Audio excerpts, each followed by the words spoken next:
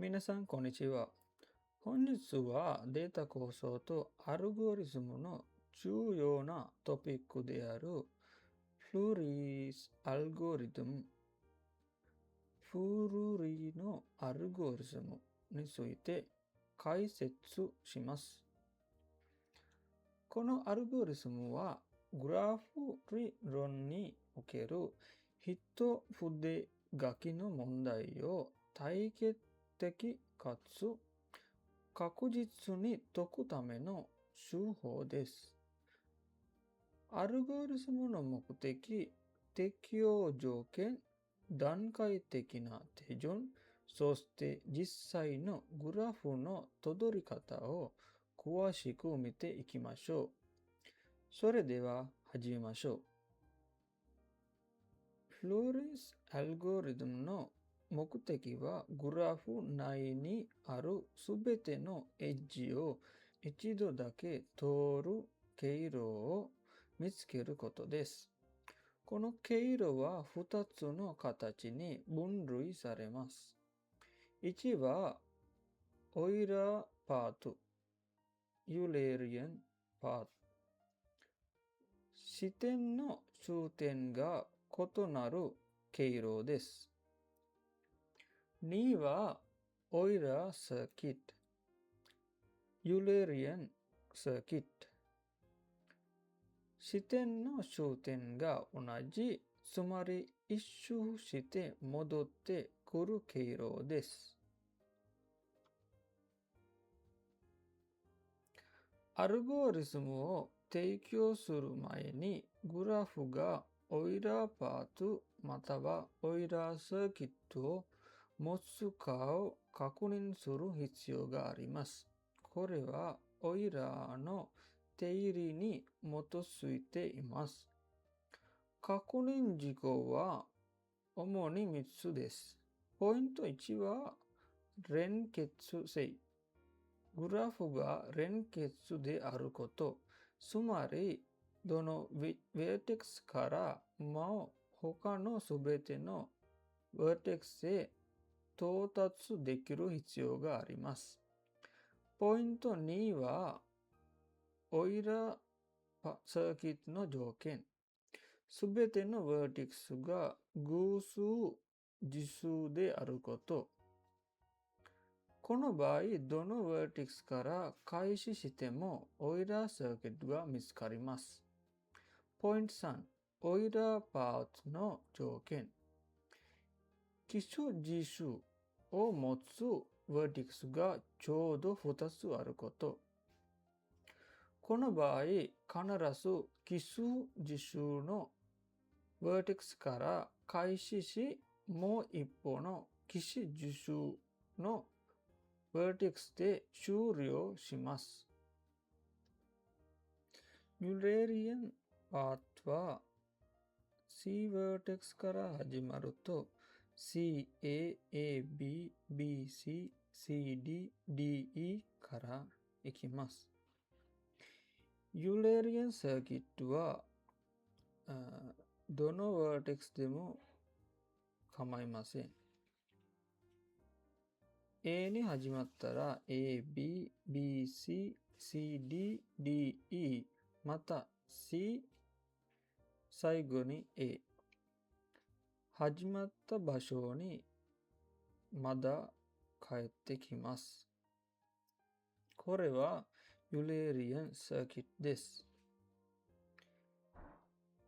ユレリアンパートのディグリは1、2、3、2、2です。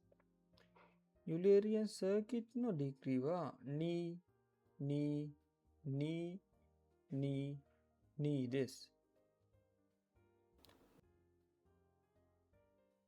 これはオッドナンバーに始まります。C か E からでも始まります。E から始まったら E、D、D、C、C、B、B、A、A、C です。始まる場所は E と最後の止まり場所は C です。これらの条件が満たされたら、いよいよフルーリーのアルゴリズムを提供します。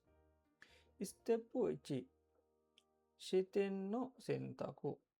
オイラーサーキットの場合、22のバーテックスから開始します。オイラーパートの場合、2つある起死事象のバーテックスのどちらから開始します。ステップ2、エッジの選択ルール。現在いるバーテックスからまだ届っていないエッジを選択します。ステップ3、ブリッジの回避。これがフローリーのアルゴリズムの最も重要なルールです。選択をしようとしているエッジがそのエッジを削除すると、残りの密集グラフが非連結になる橋である場合、そのエッジを辿ってはいけません。ただし、他に選択肢がない場合は例外です。このルールによってすべてのエッジを最後までたどり切ることが保証されます。ステップ4、変の状況と移動。選択したエッジをたどり、そのエッジをグラフから削除します。そして移動先のバーテックスを新しい現在のバーテックスとします。ステップ5、繰り返しと終了。グラフ内のすべてのエッジがたどられるまでステップ2から4を繰り返します。バーテックスの数を数える。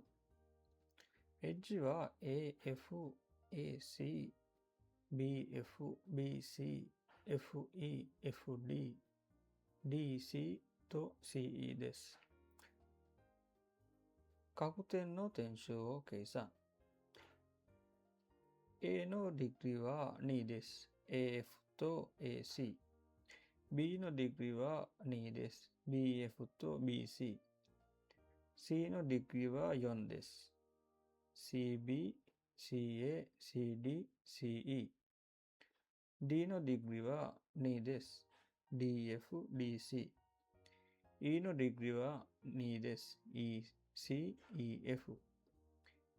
F のディグリは4です。FA、FB、FD、FE。全部の点がeven。オイラーの回路がある。All vertices are even.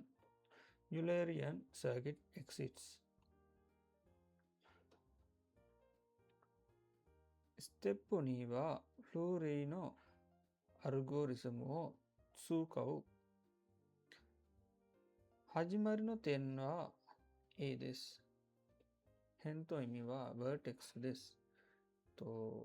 残りのエッジは AF、AC、BF、BC、CD、FD、FE、CE です。今の vertex は A です。A からのエッジは AF と AC です。AF はブリッジか。いや、A はまだ C につながっている。C からその他につながる。AF を選ぶ。経路。エッジ AF を消す。今これを消します。今のエッジは、今の vertex は F です。残りの辺は AC と BF と BC と FE と FD と FC、DC と CE です。F のからの辺、FB、FE、FD。FD はブリッジですか？いいえ、ブリッジではない。だから FD エッジを選びます。経路 AFD、エッジ FD を消します。今の vertex は D です。D からの辺、DC ただ一つです。DC はブリッジです。D にはこの辺しか残っていない。仕方なく選ぶ。経路は AFDC です。エッジ DC を消します。今の点は C です。残りの辺 AC、BF、BC、FE、CE です。C からの辺 AC、BC、CE。CE はブリッジでない。だから選びます。経路は AFDCE。エッジ CE を消す。今の vertex は E です。E からの辺 FE ただ一つです。仕方なく選ぶ。FE はブリッジです。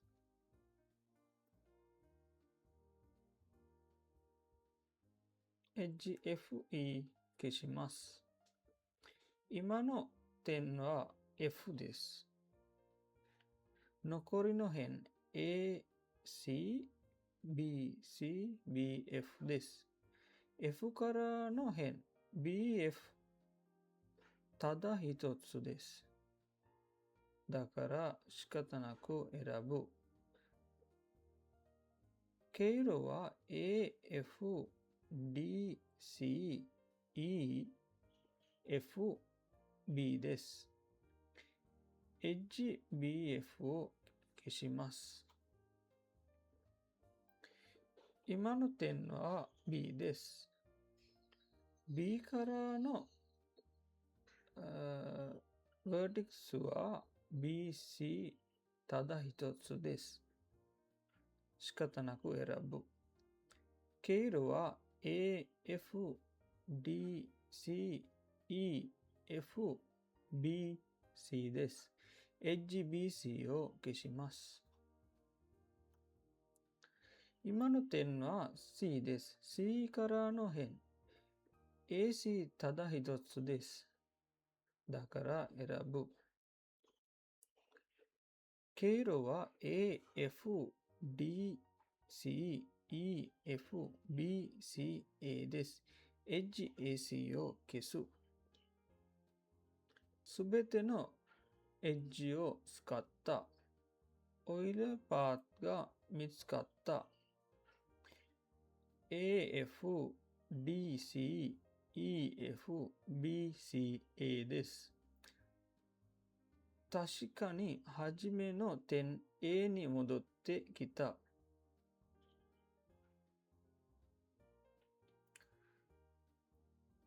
終わりの説明。最後の次の辺。今の点が C、残りの辺は AC だけです。これは最後の辺で、ブリッジかどうかの出張は必要ない。残りが1辺だけだから、最後の移動、CA に進む。これで経路が A で終わりになります。牽制した経路 AF、BC、EF、BCA です。これはオイラー回路です。線の辺の一度だけ通る。始まりの点に戻ってくる。なぜこれで良いのか。フローリーのアルゴリズムでは、ブリッジを避けて歩く。最後にはブリッジを渡ることもある。この場合、最後の辺はもう他に選択がないので、それを渡る。終わりまで行くとすべての辺がなくなるので、それで記録が完成する。要約。終わりのステップで C から A に戻って経路が閉まった。始めと終わりが同じ点になるので、これがオイラー回路の定義に合っている。フローリーのアルゴリズムは、グラフがオイラーグラフの条件を満たしていることを確認し、特に橋の回避ルールを提供することで、確実にオイラーパーツやサーキットを見つけることができます。この知識は巡回、セールスマン、問題やネットワーク最適化など、様々な現実世界の応用問題への理解を深める土台となります。ご視聴ありがとうございました。皆様の DSA 学習に役立つことを願っています。また次のビデオで会いましょう。